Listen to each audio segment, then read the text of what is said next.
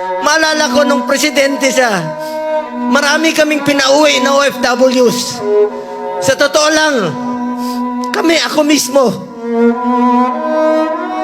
Sa Bahrain, meron isa dyan na sintensyahan po ng death sentence.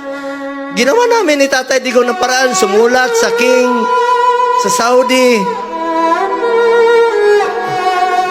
Hanap kami ng mga kaibigan na tumulong sa blood money para makalaya. So, ibig sabihin, Pilipino yan, gusto natin makabalik dito. Gagawin natin ang lahat ng paraan. Ito, bakit baliktad? Bakit tayo pumayag? Bakit sila pumayag na ang taong nagmahal sa atin?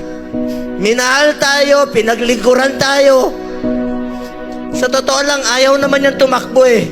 Dahil sa inyo, ginawa niya po yun. Ito bang kabayaran sa ginawa niyang pagsasakripisyo, pagmamahal at paglilingkod para sa bayan?